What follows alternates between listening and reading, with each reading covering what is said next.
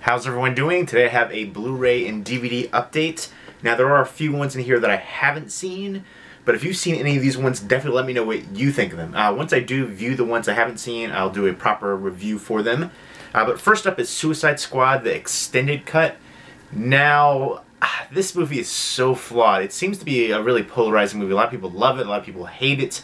I think the setup initially, especially introducing the characters, that first whole, almost basically up until they get to their mission, was just scattered and just felt kind of disjointed to me. And a lot of things felt out of place as well. Some of the characters didn't really work.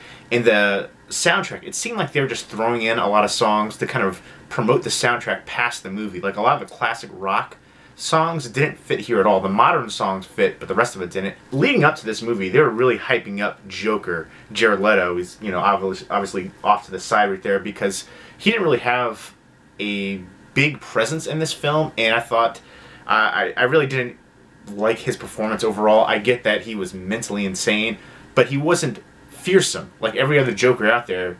He had a kind of a fear factor to him, and that wasn't the case. Like if I saw that guy walking down the street, I would just push him out of the way.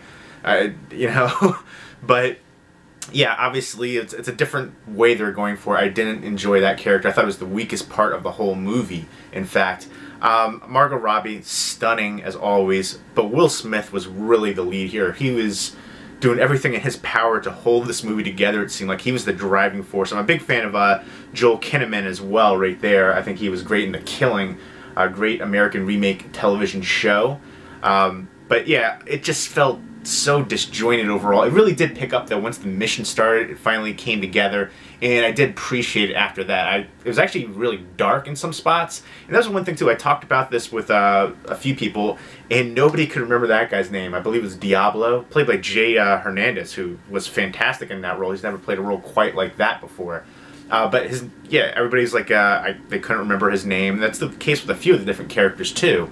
If there's a movie, like there's somebody I know who watched this 3 times, the extended cut 3 times, and they couldn't remember that guy's name. That is just a major flaw. You want to be able to remember everybody's name in here, like Guardians of the Galaxy. You know, I can memorize, or I remember all their names. Viola Davis was great too, though, in her role. But once they got in the mission, it really picked up and felt cohesive at that point. But the first part was just so disjointed to me. Like I said, it's not perfect, but it's still decently enjoyable. I would basically kind of like fast forward through it until I get to the mission part, honestly. But yeah, again, I did like the darker aspects of it as well, especially with the Diablo character at the end, with what happened with his backstory, and I thought that was really good. But again, Will Smith killed it. I would love to see him in a feature presentation right there. And maybe they can do something better with some of these characters, but nice slipcover. This is the Blu-ray DVD digital HD combo pack. There's going to be a ton of additions for this. Bunch of special features. But yeah, definitely let me know where you stand on this. There's the digital copy. And one thing I didn't like, Warner Brothers is doing this a lot, they stacked the discs. So you've got the DVD over here, and then you've got the extended cut Blu-ray right here, and then you take that out, and then there's the theatrical version. I hate when companies do that. They stack the discs. I'm not a fan of that. I like a swing tray. It's so simple. It's so easy. Let me know if you're a DC fan, Marvel fan. Personally, I always enjoyed Valiant and Image. I'm definitely more of a Marvel fan than DC, but I do appreciate that DC has a lot of the darker aspects to their characters. Speaking of darker, here's Mad Max Fury Road. This is the black and chrome edition where it has it in black and white, and this is George Miller's favorite version, or he calls it the best version of the film, and some special features right there. So it's the 2-film collection. It's Mad Max Fury Road, the regular version. Well, it's the same film, but it says 2-film. It's just the same film, but one black and white, which I guess will drastically change it. And there you go. No digital copy on this one. I really think they should have called it Furiosa, but she was essentially the main character. Mad Max was like a secondary character, not even like a secondary character. Ben-Hur, this is the remake, the recent one. I haven't seen this one yet. I know it got panned by critics, but I don't always listen to what they say.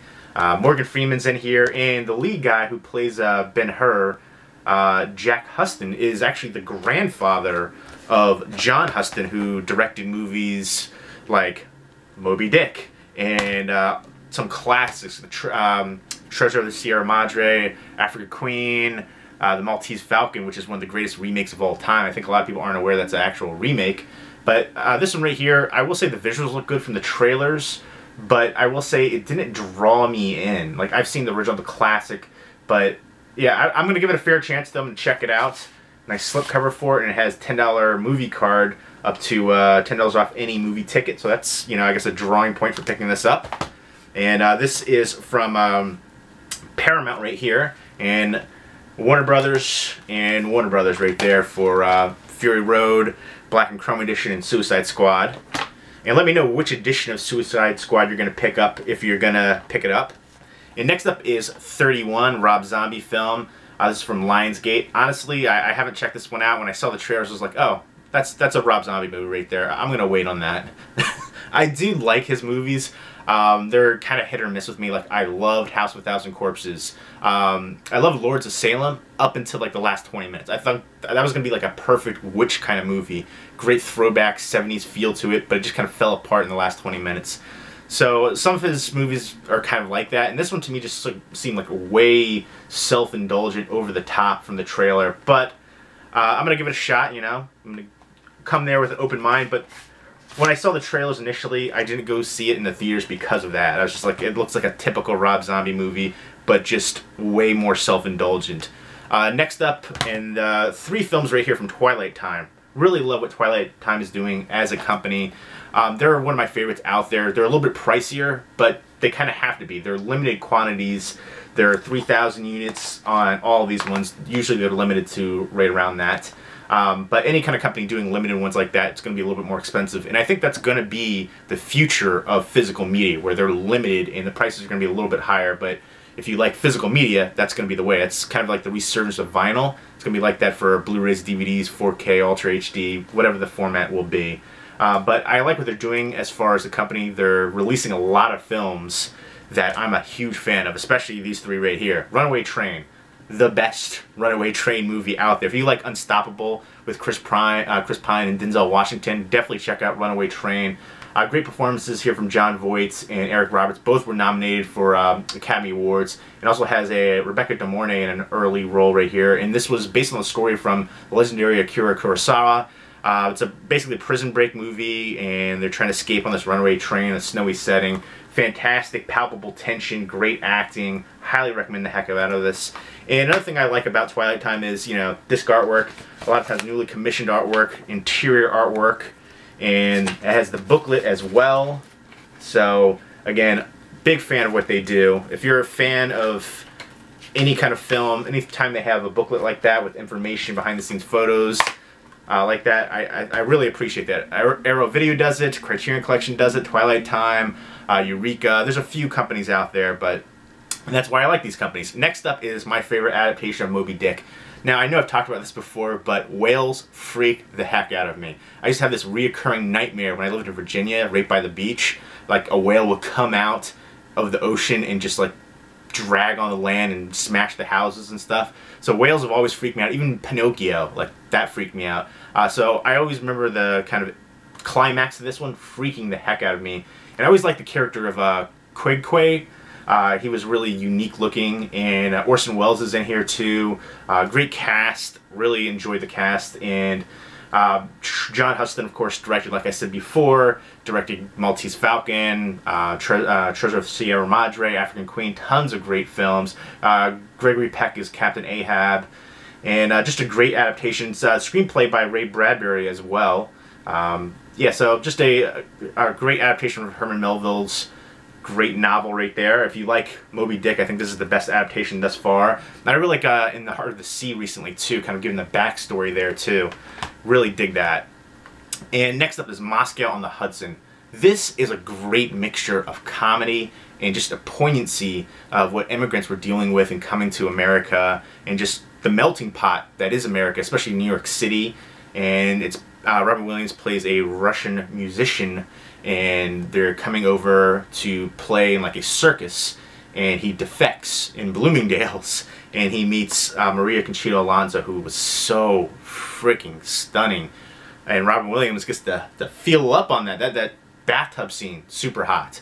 But great acting in here, great supporting cast too. Cleveland Derricks was really good too, but everybody in this one was really enjoyable. But like I said, great mixture of just heartfelt moments, the poignancy. There's so many aspects, especially dealing with immigrants coming here, dealing with the change of life, having to leave their families, things like that. And just hilarious moments too. And again, I love the artwork, interior artwork in here, and the booklet, disc artwork. It feels like a complete package like that. I'll go ahead and show you the Moby Dick one as well. And I really love the booklet, the cover right there, where it looks like the clouds are like the whale, and oh, that whale was just freaky as heck. Some of the scenes are kind of tragic to see, the wailing and stuff that went on. Next up are the DVDs.